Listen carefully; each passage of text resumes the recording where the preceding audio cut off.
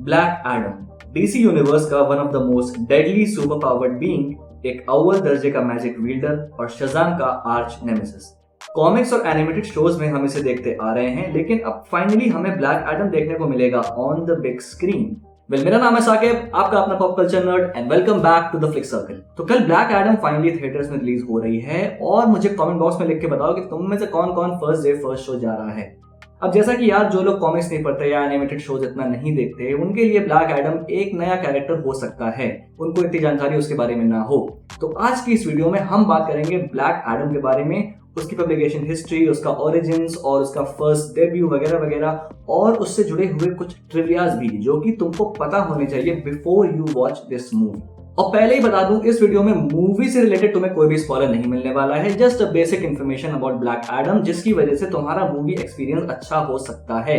तो उसके लिए वीडियो को एंड तक जरूर देखना और लाइक कर देना, और अगर पहली बार हो तो चैनल को सब्सक्राइब भी कर देना। So without wasting any time, let's begin.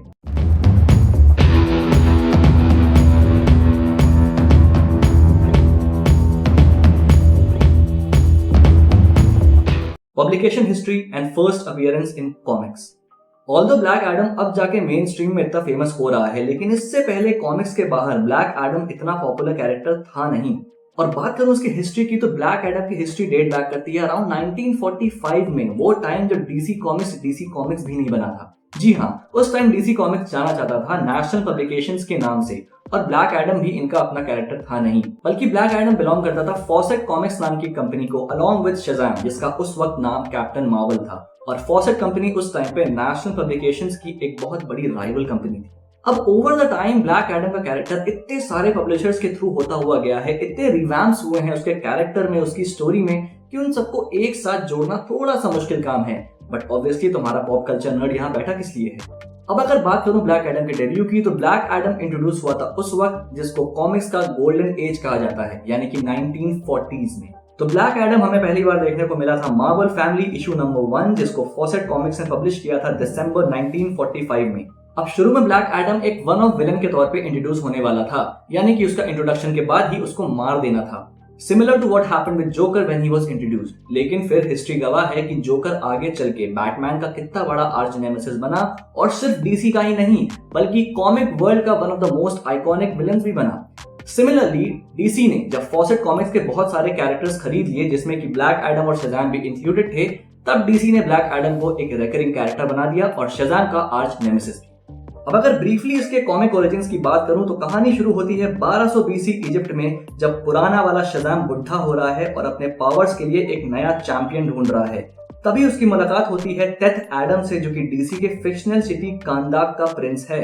Teeth Adam से इंप्रेस होकर वो विजर्ड उसे अपनी पावर्स दे देता है और एडम बन जाता है इजिप्ट का चैंपियन और प्रोटेक्टर।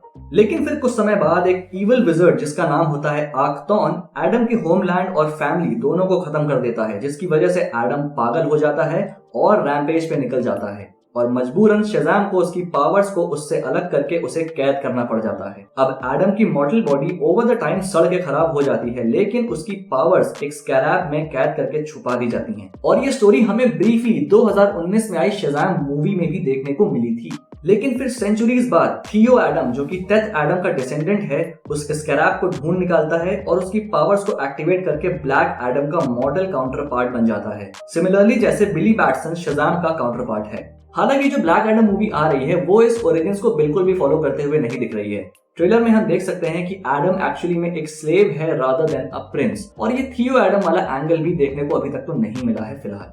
फ्रॉम व्हाट आई सी, ये मूवी डीसी के न्यू 52 यूनिवर्स वाले वर्जन को फॉलो कर रही है, जिसने डीसी के पूरे कॉमिक यूनिवर्स को रिबूट किया है। पावर्स, अब ब्लैक एडम और शज़ाम की पावर्स देख के तो तुम्हें यही लगता होगा कि यार दोनों की पावर्स काफी सिमिलर है, लेकिन ऐसा नहीं है।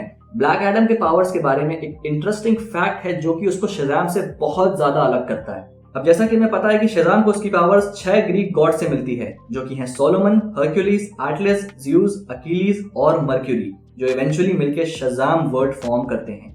लेकिन ब्लैक एडम की पावर्स 6 इजिप्शियन गॉड से आती है, जो कि हैं शू, हेरू, अमोन, जेहुती, अतौन और मेह।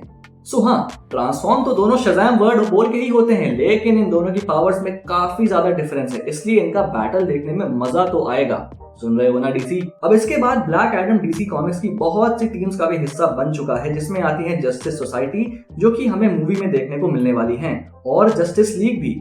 इनफैक्ट कॉमिक का एक और इंस्टेंस भी है जहां पे शज़ाम, मिस्टर टेरिफिक और हॉक गर्ल तीनों टाइम में ट्रैवल करके 1200 बीसी इजिप्ट में जाते हैं जब तक एडम प्रिंस था, और वहां पे उससे मिलते हैं। और ब्लैक एडम जब शज़ाम को देखता है, बिली बैटसन को देखता है, तो उसको लगता है कि यार मेरी लेगेसी फ्यूचर में भी जारी है बिली बैटसन के थ्रू। ओवरऑल अपनी पूरी जर्नी में हमें Black Adam as a hero भी देखने को मिला है और एज अ विलन भी। अब शज़ाम फैमिली को तो हमने मूवी में देख रखा है, लेकिन क्या आपको पता है कि ब्लैक एडम की भी अपनी एक फैमिली है जो ऑब्वियसली शज़ाम फैमिली को काउंटर करने के लिए बनाई गई है। अब फिलहाल तो ब्लैक एडम की फैमिली का कोई ऐसा हिंट ट्रेलर में है नहीं, बट था तो हिंट शज़ाम फैमिली का भी नहीं, सो हू नोज। अब द रॉक ने कुछ टाइम पहले एक स्टेटमेंट दिया था कि the hierarchy of power in DC is about to change. अब इस स्टेटमेंट का बहुत से लोगों ने मजाक भी उड़ाया, कुछ लोगों ने रॉक को एरोगेंट कहा और कुछ लोगों ने कहा कुछ भी।